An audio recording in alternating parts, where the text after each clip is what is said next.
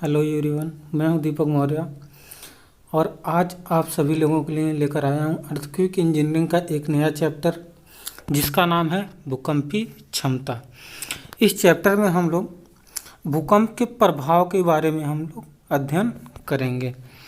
जैसे जब कोई भूकंप आता है तो किस बिल्डिंग पर सबसे अधिक प्रभाव डालता है या किस प्लेस पर सबसे अधिक प्रभाव डालता है।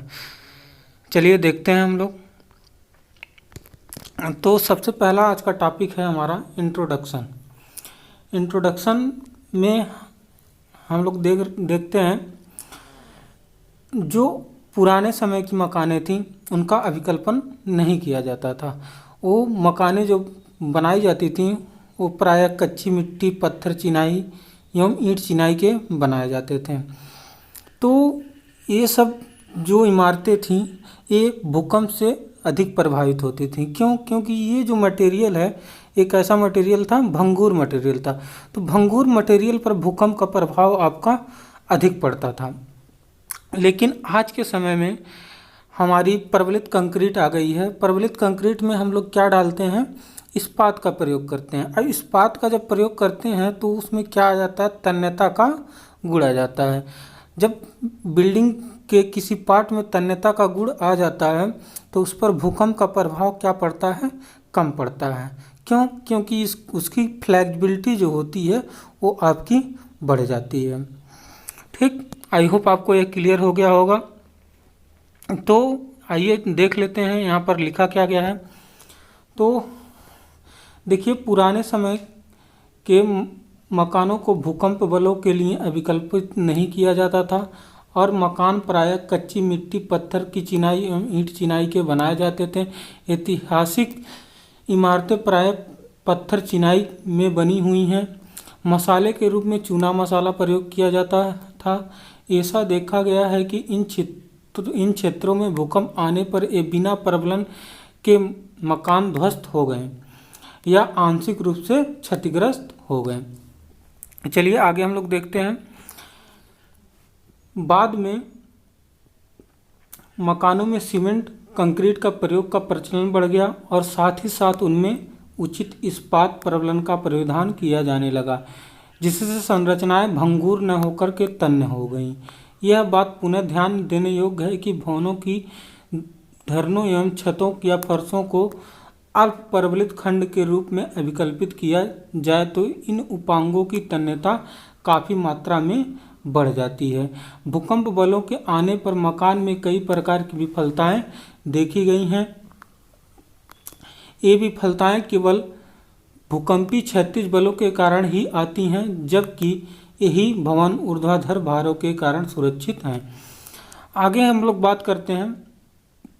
जो भवनों की विफलता होती है यह मृदा पर भी डिपेंड करती है। मृदा, यदि आपकी मृदा लचीली है, नर्म है, तो उस पर भूकंप का प्रभाव अधिक पड़ता है। लेकिन यदि वही मृदा पथरीली है या कठोर है तो उस पर भूकंप का प्रभाव क्या पड़ता है, कम पड़ता है। यदि आपकी संरचना बहुत ज़्यादा जटिल है तो उस पर भूकंप का प्रभाव क्या पड़ेगा, अधिक पड़ेगा। यह संरचना आपका सरल है तो उस पर भूकंप का प्रभाव कम पड़ता है। तो चलिए देखते हैं। भवनों की विफलता मृदा गुणों पर भी निर्भर करती है। ऐसा देखा गया है कि पथरीली जमीन पर बनी इमारतें भूकंप के दौरान सुरक्षित खड़ी रहती हैं, जबकि नर्म मृदा पर बनी इमारतें असमान धसाव एवं द्रवीकरण के कारण ध्वस्त हो जाती हैं। आई होप आपको क्लियर हो गया होगा। चलिए आगे चलते हैं। यहाँ पर हम लोग आकृति की बात करते हैं। भवनों की आकृति, स्थलाकृति एवं दृढ़ता का निर्माण कार्य गुणवत्ता भी भवनों की स्थायित्व को प्रभावित करती हैं। ये कैसे प्रभावित करती हैं, जैसे मैंने बताया अभी कि यदि भवन सरल आकृति के है तो उस पर क्या होगा, भूकंप का प्रभाव कम पड़ेगा। यदि जटिल आकृति की है तो उस पर भूकंप का प्रभाव अधिक पड़ेगा। स्थलाकृति की बात करते हैं। यदि जो बिल्डिंग बनी है उस समतल भूमि पर बनी है तो उस पर भूकंप का प्रभाव क्या पड़ेगा, कम पड़ेगा। यदि वही बिल्डिंग ढालू जमीन पर बनी है तो उस पर भूकंप का प्रभाव अधिक पड़ेगा। दृढ़ता का मतलब हो गया एक समान मजबूती। ठीक है, तो यदि बिल्डिंग कि प्रत्येक मंजिल एक समान स्ट्रेंथ रखती है या एक समान मटेरियल प्रयोग करके हम लोग बनाए हैं उस बिल्डिंग को, तो उस पर भूकंप का प्रभाव कम पड़ेगा। लेकिन यदि वही बिल्डिंग असमान मटेरियल से बनाए हैं, जैसे कंक्रीट का नीचे कुछ रेशियो 1:2:3 का प्रयोग कर दिए, ऊपर क्या कर दिए 1:2:4 प्रयोग कर दिए, तो ये क्या हुआ, उसकी जो मजबूती है दोनों का अलग अलग हो गया। पहले मंजिल का अलग हो गया, दूसरे मंजिल का आपका अलग हो गया। जैसे एग्जाम्पल के रूप में देख लीजिए यहाँ पर, जैसे 2 मंजिल की मकान है, ये पहली जो मंजिल है इसमें कंक्रीट जो हम लोग प्रयोग किए हैं कॉलम बनाने के लिए या कोई संरचना बनाने के लिए 1:2:3 का प्रयोग कर दिए हैं। लेकिन ऊपर क्या किए 1:2:4 का प्रयोग कर दिए, तो इसकी दृढ़ता क्या हो गई, अलग अलग हो गई, इसकी अलग हो गई, इसकी अलग हो गई। तो इस पर भूकंप का प्रभाव क्या होगा, अधिक पड़ेगा। लेकिन यदि यही संरचना हम लोग क्या करें, यही संरचना हम लोग एक समान बनाए, इसमें जो कॉलम बना है या संरचना बना है उसको 1:2:4 का प्रयोग कर लें, इसमें भी 1:2:4 का प्रयोग कर लें, तो इस पर भूकंप का प्रभाव क्या पड़ेगा, आपका कम पड़ेगा। आई होप आपको यह क्लियर हो गया होगा। चलिए आगे हम लोग चलते हैं। सबसे इम्पॉर्टेंट टॉपिक आपका है भूकंपी प्रभाव। ये बहुत ही ज़्यादा इम्पॉर्टेंट टॉपिक है आप लोगों के लिए। हमेशा यहाँ से कुछ न कुछ क्वेश्चन जरूर बन जाते हैं। यहाँ से आपको क्वेश्चन डायरेक्ट भी मिल सकते हैं कि भूकंप के प्रभाव कौन कौन से हैं स्पष्ट कीजिए, या टिप्पणी के रूप में मिल जाता है। प्रत्येक सेट में जो आपका पिछला एग्ज़ाम हो चुका है, यदि उस पेपर के सेट को आप देखें तो यहाँ से आपको टिप्पणी के रूप में भी मिल जाएंगे। यहाँ से जो क्वेश्चन है ये टिप्पणी के रूप में भी आपको मिल जाएंगे। सबसे ज़्यादा जो पूछा जाता है ये द्रवीकरण। द्रवीकरण तो हमेशा आपको मिलेगा, प्रत्येक पेपर में मिल जाएगा द्रवीकरण, कि द्रवीकरण होता क्या है। दूसरा भूस्खलन, भूस्खलन भी प्रत्येक पेपर में मिल जाएगा आपको। तीसरा सुनामी। अब चौथा जो पूछता है जमीन का हिलना। पांचवा जमीन का फटना, और ये भी टिप्पणी के रूप में आया है 1-2 बार, जमीन का उठना या धंसना। इसलिए ये सारे टॉपिक बहुत ही ज़्यादा इम्पॉर्टेंट हैं आपके लिए। यह आपसे एक क्वेश्चन लॉन्ग क्वेश्चन ही बन सकता है, नहीं तो यदि शॉर्ट क्वेश्चन बन रहा है टिप्पणी के रूप में तो यहाँ से एक एक क्वेश्चन उठा करके कुछ भी पूछ सकता है। ये द्रवीकरण और भूस्खलन और ज़मीन का फटना तो बहुत ही ज़्यादा इम्पॉर्टेंट है। तो चलिए आगे देखते हैं हम लोग ये होता क्या है। तो यदि आपसे क्वेश्चन में पूछ ले भूकंपी प्रभाव कौन कौन से होते हैं, तो पहला आपका हो गया ज़मीन का हिलना, दूसरा क्या होगा ज़मीन का फटना, तीसरा क्या हो गया ज़मीन का उठना या धंसना, चौथा क्या हो गया द्रवीकरण, पांचवा हो गया आपका भूस्खलन, छठवां हो गया सुनामी, सातवां हो गया आग। ये सब क्या है, भूकंप के प्रभाव हैं। जब भूकंप आता है तब आपका क्या होने लगता है, ज़मीन ही आपकी कम दोलन करने लगती है, आपकी टेक्टोनिक प्लेट फट जाती हैं तो आपका ज़मीन फट जाता है। जब टेक्टोनिक प्लेटें आपस में सटती हैं तो वहाँ पर ज़मीन क्या होता है, उठ जाता है। तो जब भूकंप आता है तो क्या होता है, वहाँ की मृदा जो होती है एक द्रव की तरह व्यवहार करने लगती है, जो क्या कहलाता है आपका द्रवीकरण कहलाता है। ये आपका जब भूकंप आता है तो जो स्लोप वाली मृदा होती है वो स्लाइड कर जाती है, ये आपका भूस्खलन हो गया। ये सुनामी के अंदर जो टेक्टोनिक प्लेटें हैं, जो समुद्र के अंदर टेक्टोनिक प्लेटें होती हैं, ये जब आपस में टकराती हैं तो वहाँ से क्या उठता है, आपका सुनामी भी उठता है। और जब भूकंप आता है तो क्या होती हैं, बिल्डिंगें गिरती हैं। उस समय यदि बिल्डिंग में आग जल रहा होता है तो उससे बिल्डिंग में क्या हो जाती हैं, आग भी लग जाती हैं। तो इतने सारे टॉपिक हैं आपके भूकंप के प्रभाव। अब एक एक को हम लोग चलिए डिस्कस करते हैं। तो देखिए पहला टॉपिक है हमारा ज़मीन का हिलना। तो इसको सबसे पहले हम लोग एक इमेज से समझते हैं। तो यहाँ पर एक इमेज रखे हैं हम। तो यहाँ पर देखिए जब आपकी भूकंप आती है तो यहाँ से क्या होती हैं, तरंगे निकलती हैं, जिसे हम लोग क्या कहते हैं, पिंडी तरंगे कहते हैं। और ये पिंडी तरंगे कौन कौन सी होती हैं, पी तरंगे और यस तरंगे, प्राइमरी तरंगे और सतही तरंगे। यही प्राइमरी तरंगे और सतही तरंगे पृथ्वी के सतह से टकरा करके एक सतही तरंगे उत्पन्न करती हैं। एक सतही तरंगे, जब प्राइमरी तरंगे सेकेंडरी तरंगे टकराती हैं पृथ्वी की सतह से, ऊपरी सतह से, तो उसके आंतरिक क्रिया के फलस्वरूप क्या होती हैं, एक सतही तरंगे उत्पन्न होती हैं, जो पृथ्वी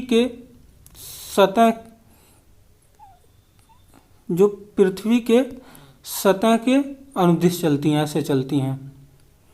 अब ये क्या करती हैं, पृथ्वी में दोलन उत्पन्न कर देती हैं। जो तो सतही तरंगे होती हैं पृथ्वी में क्या उत्पन्न कर देती हैं, दोलन उत्पन्न कर देती हैं। इसी को हम लोग क्या कहते हैं, जमीन का हिलना कहते हैं। तो आसान भाषा में इसे कह सकते हैं कि जब भूकंप आता है तो वहाँ से तरंगे उत्सर्जित होती हैं। यही तरंगे पृथ्वी पर जाकर के क्या उत्पन्न करती हैं, दोलन उत्पन्न करती हैं। इसी दोलन को हम लोग क्या करते हैं, जमीन का हिलना कहते हैं। तो चलिए आइए देखते हैं क्या लिखा गया है। तो देखिए यहाँ पर लिखा क्या गया है, जब भूकंप आते हैं उस समय कई प्रकार की तरंगे उत्सर्जित होती हैं। इसी तरंग गति परिणाम है कि माध्यम पृथ्वी के आगे एवं पीछे गति प्रारंभ हो जाती है। दूसरे शब्दों में हम कह सकते हैं कि जमीन दोलन करने लगती है। जमीन के ये दोलन एक ही दिशा में नहीं होती, ये दोलन सभी दिशाओं में होती हैं। इसी को जमीन का हिलना कहते हैं। आई होप आपको यह क्लियर हो गया होगा। चलिए हम दूसरे टॉपिक की बात करते हैं। दूसरा टॉपिक है हमारा जमीन का फटना। इसको भी हम लोग एक इमेज से समझ लेते हैं। जब टेक्टोनिक प्लेटें एक दूसरे से दूर जाती हैं, जब टेक्टोनिक प्लेटें एक दूसरे से दूर जाती हैं तो क्या होता है, इसके ऊपर जो आपकी भूपटल है, ठीक है, जो भूपटल होती है 5 से 40 किलोमीटर तक, ये क्या होती है, जब टेक्टोनिक प्लेटें जब दूर जाती हैं एक दूसरे से तो उसी के साथ साथ भूपटल भी दूर चला जाता है। क्यों? क्योंकि ये भूपटल जो है टेक्टोनिक प्लेटों पर ही आपका क्या रहता है, स्थिर रहता है। ठीक है, तो ये भी दूर चल जाती हैं साथ में। तो इससे क्या होता है, पृथ्वी सतह पर बहुत लंबी दरारें पड़ जाती हैं। ये दरारें कई किलोमीटर तक होती हैं। इसी को हम लोग क्या कहते हैं, जमीन का फटना कहते हैं। अब देखिए, ये भी कह सकते हैं कि जब टेक्टोनिक प्लेटें एक दूसरे के अनुदिश चलती हैं, एक दूसरे के अनुदिश गमन करती हैं ऐसे, ठीक है, तो क्या होता है, उसके ऊपर जो धरातल है वो भी उसी टेक्टोनिक प्लेट के अनुसार अनुदिश जाता है, जिससे क्या होता है, उस पृथ्वी सतह पर एक लंबी दरारें पड़ जाती हैं। ठीक है, इसी को हम लोग क्या कहते हैं, जमीन का फटना कहते हैं। आई होप आपको ये बहुत ही अच्छे से क्लियर हो गया होगा। चलिए हम लोग इसकी थ्योरी देख लेते हैं। यहाँ पर लिखा क्या गया है, भूकंप के कई कारण हैं। टेक्टोनिक प्लेट आपस में टकराती हैं। किसी प्लेट में अत्यधिक संचित विकृति ऊर्जा के कारण कभी कभी प्लेटें किसी तल पर फट जाती हैं।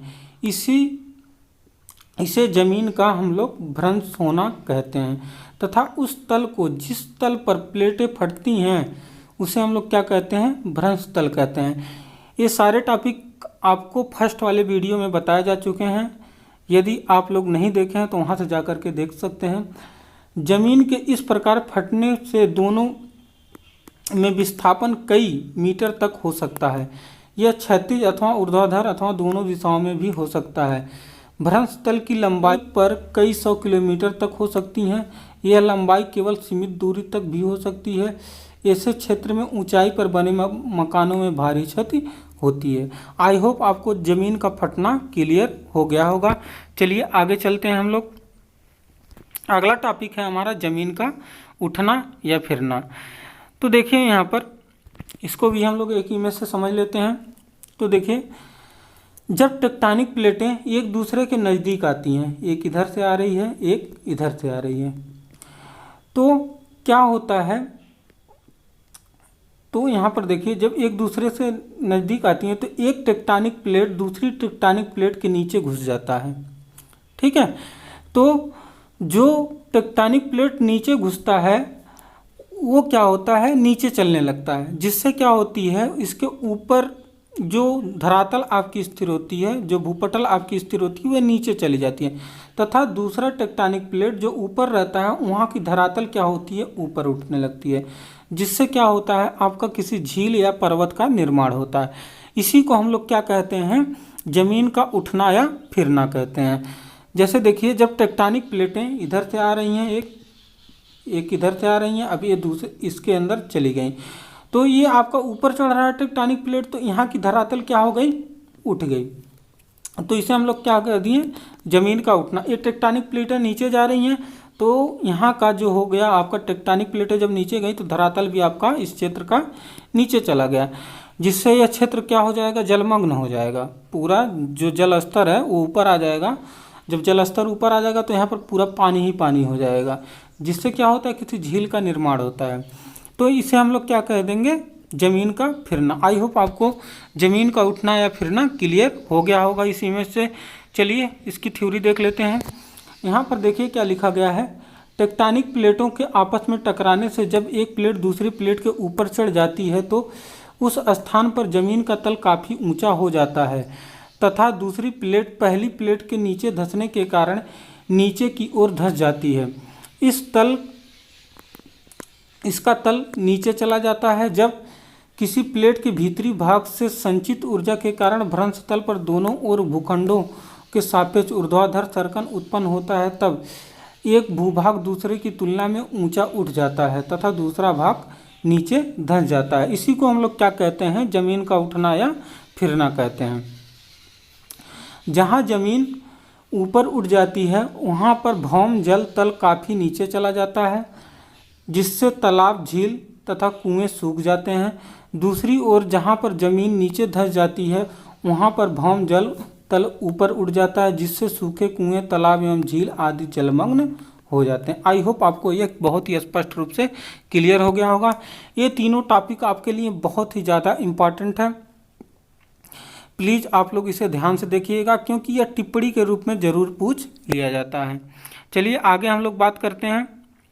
अगला टॉपिक है हमारा द्रवीकरण। इसको हम लोग अच्छे से समझते हैं एक इमेज से।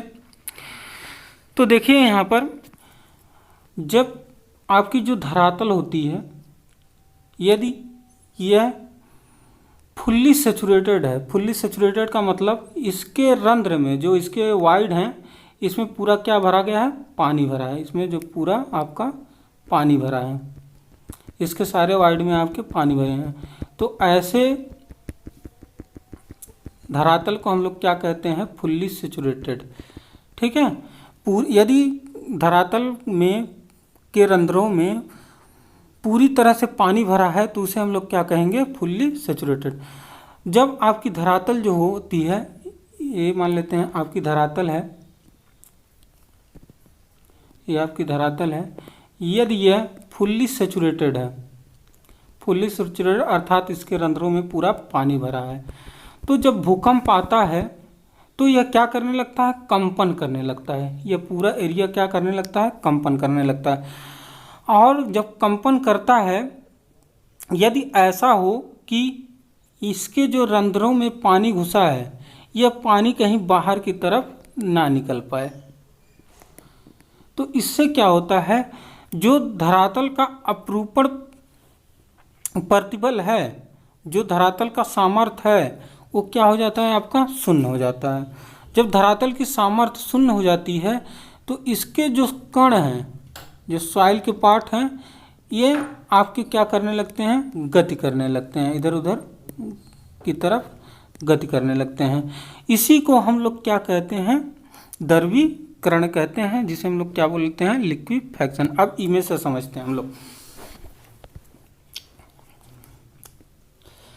जैसे देखिए यहाँ पर धरातल है, यह धरातल जो है ये फुल्ली सेचुरेटेड है। इसके वाइड में क्या है, इसके पूरे वाइड में आपका जो वाइड है, खाली स्थान है, वहाँ पर क्या भरा है, पानी भरा है। जब भूकंप आता है तो क्या होता है, ये आपकी कंपन करने लगती है। जब कंपन करने लगती है ये जल जो है ये बाहर की तरफ निकल नहीं पाती, अर्थात ये अवरुद्ध हो जाती है। जब ये अवरुद्ध हो जाती है तो इसका अपरूपण प्रतिबल, इस धरातल का अपरूपण प्रतिबल क्या हो जाता है आपका शून्य हो जाता है। जब अपरूपण प्रतिबल शून्य हो जाता है तो ये जो कण हैं, ये जो छोटे छोटे सॉइल के कण हैं किस तरह व्यवहार करने लगते हैं, द्रव की तरह व्यवहार करने लगते हैं, जिसे हम लोग क्या कहते हैं, लिक्विफैक्शन कहते हैं, अर्थात द्रवीकरण कहते हैं। तो देखिए यहाँ पर आपके धरातल के रंध्रों में आपका जल है, ठीक है। तो यहाँ पर क्या हुआ, यहाँ पर जब भूकंप आया तो यह क्या हो गए, आपके जो ज़मीन के कण थे, जो सॉइल के कण थे, वो किस तरह व्यवहार करने लगे, आपके द्रव की तरह व्यवहार करने लगे। क्यों? क्योंकि इनका सामर्थ्य जो है वो आपका क्या हो गया है, शून्य हो गया है। तो यह द्रव किस तरह व्यवहार करने लगे, एक लिक्विड की तरह। यहाँ पर देखिए इसका स्ट्रेंथ था कुछ, लेकिन यहाँ पर ये द्रव इस रूप में है, ऐसे। तो ये लिक्विड की तरह व्यवहार करने लगे, जिसे हम लोग क्या कहते हैं, द्रवीकरण। अब द्रवीकरण से क्या होता है, जो भूपटल पर संरचनाएं होती हैं वो क्या होती हैं, धंसने लगती हैं। आई होप आपको यह क्लियर हो गया होगा। तो चलिए देखते हैं इसको। तो यहाँ पर जिस स्थान पर मृदा संतुलनहीन, बालू एवं सिल्ट ढीली तथा पूर्ण संतृप्त का मतलब हो गया फुल्ली सैचुरेटेड हो तथा लंबी अवधि के भूकंपी दोलन से जलरंध्र निकासी क्या हो गई हो, अवरुद्ध हो गई हो, तब क्रमागत दोलन के स्वरूप मृदा का संघनन होने लगता है। संघनन क्रिया में मृदा कणों पर दाब शून्य हो जाता है और यह दाब धीरे धीरे जलरंध्र में बढ़ता जाता है। जब मृदा का संपूर्ण दाब जलरंध्र में स्थानांतरित हो जाता है तब मृदा के कणों पर दाब शून्य हो जाता है, अर्थात उसका जो अपरूपण प्रतिबल है वो क्या हो जाता है, आपका शून्य हो जाता है, जिससे मृदा कणों की अपरूपण सामर्थ्य समाप्त हो जाती है। ये कण द्रव कणों की भांति इधर उधर घूमने के लिए स्वतंत्र हो जाते हैं। इस स्थिति में मृदा द्रव की भांति व्यवहार करने लगती है। मृदा कणों का यह व्यवहार मृदा का द्रवीकरण कहलाता है। ये बहुत ही इम्पॉर्टेंट टॉपिक है आप लोगों के लिए। यह टॉपिक टिप्पणी के रूप में प्रत्येक साल जरूर पूछा जाता है। आई होप आपको यह क्लियर हो गया होगा। यदि नहीं क्लियर हुआ है तो एक बार और सुन लीजिए। जो मृदा आपकी ससंजनहीन होती है, जैसे बालू सिल्ट, यदि उस मृदा को हम लोग फुल्ली सैचुरेटेड कर दें तो भूकंप के समय क्या होता है, जब भूकंप आता है तो उसमें कंपन उत्पन्न हो जाता है। जब कंपन उत्पन्न होता है तो उसके जो वाइड हैं, वाइड के अंदर जो जल हैं, वो जल का जो निकासी होता है वो क्या हो जाता है, आपका अवरुद्ध हो जाता है। जब जल निकासी अवरुद्ध हो जाता है तो क्या होता है, जल का प्रेशर धीरे धीरे क्या होता है, बढ़ने लगता है। जब जल का प्रेशर धीरे धीरे आपका बढ़ता है तो मृदा का जो अपरूपण प्रतिबल है उसका मान क्या होता है, घटने लगता है। एक समय ऐसा आता है कि उसका अपरूपण प्रतिबल क्या हो जाता है, आपका अपरूपण प्रतिबल शून्य हो जाता है। जब अपरूपण प्रतिबल शून्य होता है मृदा का, तो मृदा का अपरूपण सामर्थ्य भी आपका क्या हो जाता है, समाप्त हो जाता है। जब अपरूपण सामर्थ्य समाप्त हो गया तो मृदा किस तरह व्यवहार करने लगता है, एक लिक्विड की तरह व्यवहार करने लगेगा। इधर उधर मृदा का जो कण है ये मूव करने लगता है, कभी इधर, कभी यहाँ से इधर, इधर से इधर, इधर से इधर, ऐसे मूव करने लगता है। इसी को हम लोग क्या कहते हैं, द्रवीकरण कहते हैं। द्रवीकरण से जो उस धरातल पर संरचना बनी होती है वो क्या हो जाती है, आपकी धंस जाती है। आई होप आपको बहुत ही स्पष्ट रूप से क्लियर हुआ होगा। चलिए अगले टॉपिक की हम लोग बात करते हैं। देखिए यहाँ पर ये आपकी बिल्डिंग है, यहाँ का मृदा जो है आपका, इस मृदा का द्रवीकरण हो गया है, तो ये जो संरचना है ये पूरी तरह से इसमें क्या हो गई है, धंस गई। आई होप यहाँ इसी में से बहुत ही क्लियर हुआ होगा। चलिए आगे चलते हैं। अगला जो टॉपिक है हमारा भूस्खलन। भूस्खलन को भी हम लोग एक इमेज से समझते हैं। जब भूकंप आते हैं या बहुत अधिक वर्षा होती है तो ढालू वाले ज़मीन जो होते हैं ये अचानक क्या होते हैं, स्लाइड कर जाते हैं। जैसे देखिए, इसको समझ लेते हैं एक एग्जाम्पल के रूप में। एक प्लेट लीजिए ऐसे, इस प्लेट पर एक स्लोप में ऐसे मृदा लगा दीजिए इसी तरह। अब इस प्लेट को क्या कराइए, कंपन कराइए। जब इस प्लेट में कंपन उत्पन्न करेंगे तो यहाँ की मृदा क्या हो जाएगी, स्लाइड करके इधर चली आएगी। जैसे ये मृदा है, ये स्लाइड करके इधर चली गई, ये मृदा है, ये स्लाइड करके इधर चली आएगी।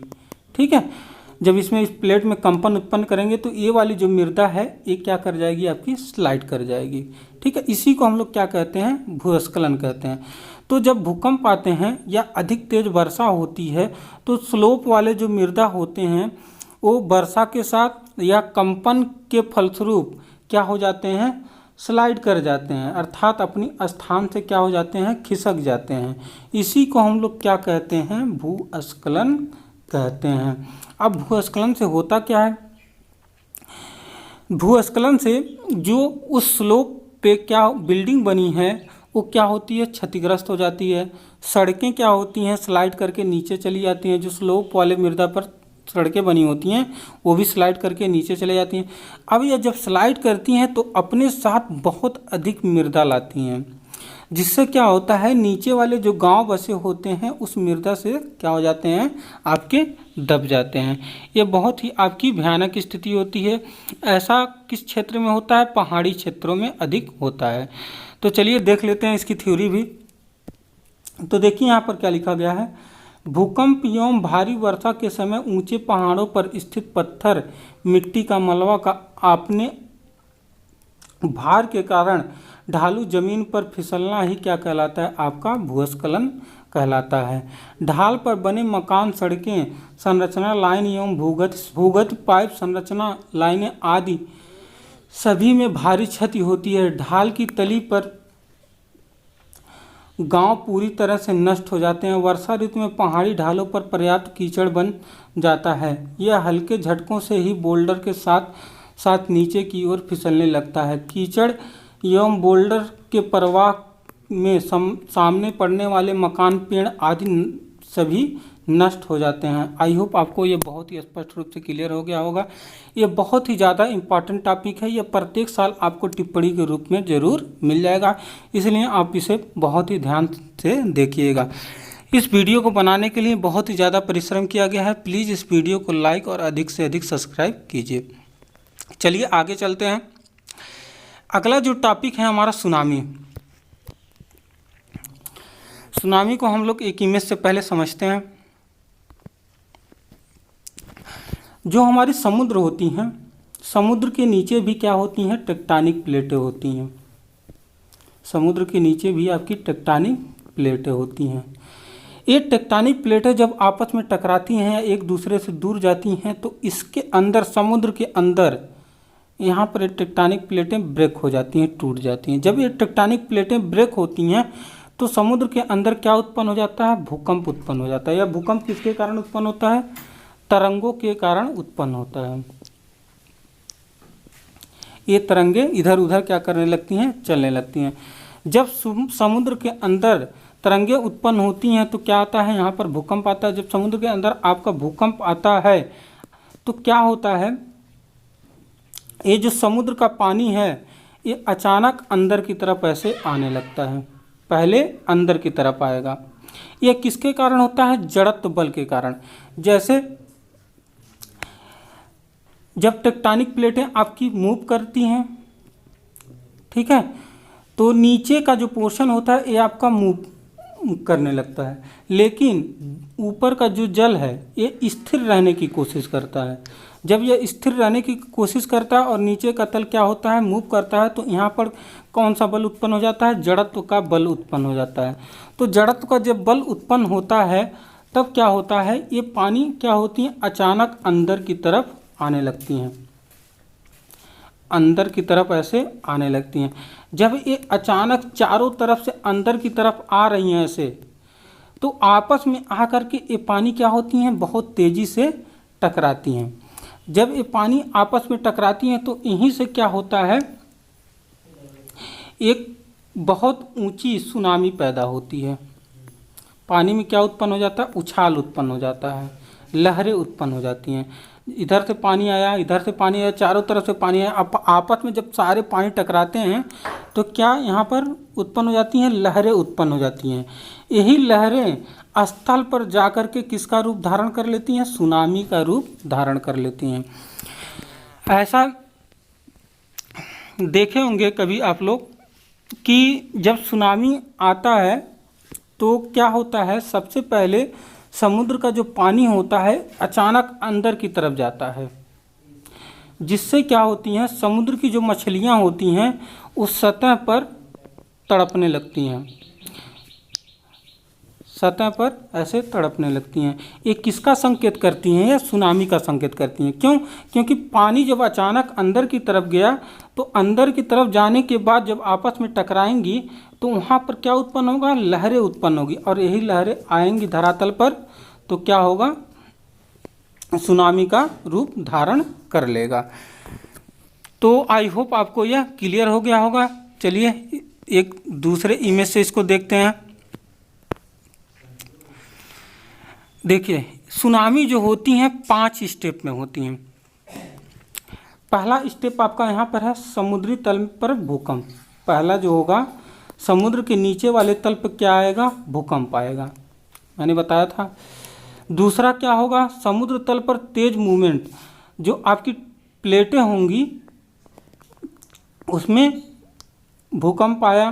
भूकंप किसके आया? मूविंग की वजह से आया, जिसके क्या हो गया, जिससे क्या हुआ? समुद्र का जो तल था वो क्या करने लगा? मूव करने लगा, गति करने लगा, जिससे क्या हुआ? जड़त्व बल का कंडीशन उत्पन्न हो गया। जड़त्व बल का कंडीशन क्यों उत्पन्न हुआ? क्योंकि जो नीचे का तल है वो मूव करने लगा, आपका नीचे का जो तल है आपका मूव करने लगा, लेकिन पानी आपकी स्थिर रहने की कोशिश कर रही है अपने भार के कारण।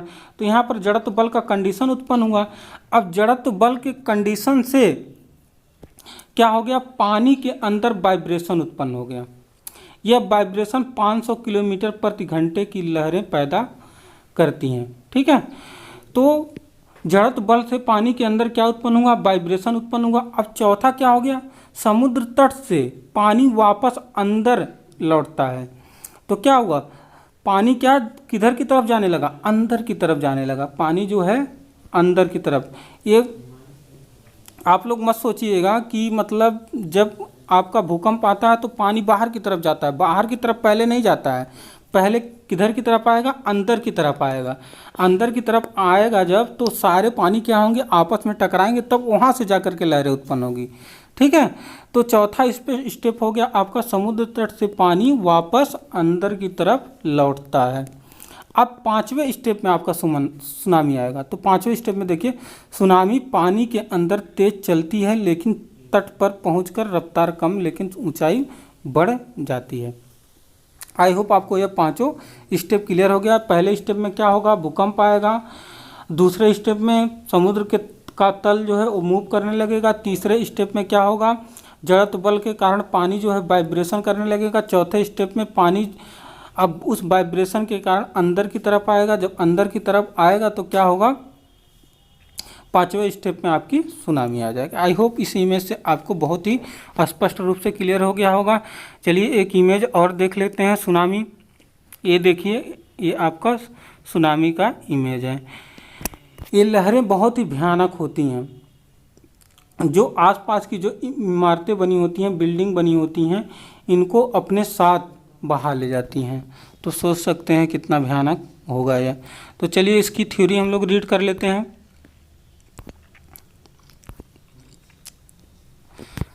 भूकंपी गति के समय जब समुद्र तल के नीचे का भाग गतिशील हो जाता है, ऊपरी भाग अपने जड़त्व बल के कारण स्थिर रहना चाहता है। इसी प्रकृति के कारण समुद्र के निचले भाग तथा समुद्र तटीय क्षेत्र की गति की दिशा के विपरीत समुद्र का ऊपरी जल गतिशील दिखाई पड़ता है, और ऐसा हम आभास करते हैं कि समुद्र जल तट क्षेत्र की ओर तेजी से आ रहा है।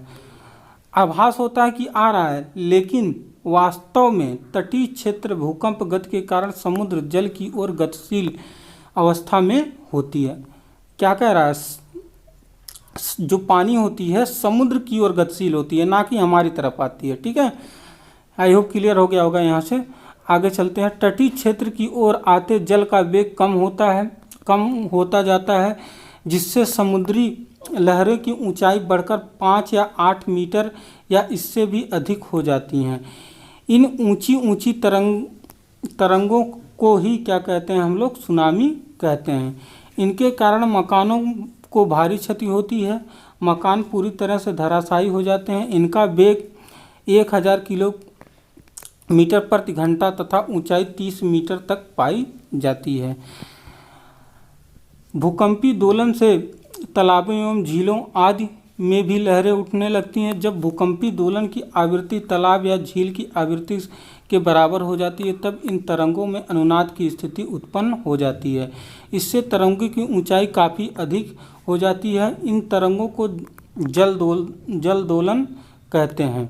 आई होप इस इमेज से भी आपको सुनामी क्लियर हुआ होगा। चलिए आगे हम लोग बात करते हैं। लास्ट टॉपिक हमारा है आग। सामान्य स्थिति में किसी मकान या फैक्ट्री में आग लगने पर जो क्षति होती है, यदि यही आग भूकंप आने के समय लग जाए तो विनाश की स्थिति उत्पन्न हो जाती है, क्योंकि उस समय क्षेत्र की जल प्रणाली भी मकानों के साथ साथ नष्ट हो जाती हैं। जल की आपूर्ति अवरुद्ध हो जाती है, जिससे आग बुझाना संभव नहीं हो पाता। वैसे भी उस समय सभी लोग अपने प्राण बचाने को इधर उधर भाग रहे होते हैं। ऐसे में आग को बुझाने का कार्य कौन करे। इन्हीं सब कारणों से भूकंप के समय लगी आग महाविनाशकारी होती है। आई होप आपको ये भी क्लियर हो गया होगा। आज के लिए बस इतना ही। यदि यह वीडियो आपको अच्छी लगी होगी तो प्लीज़ इसे लाइक और अधिक से अधिक सब्सक्राइब करें। धन्यवाद।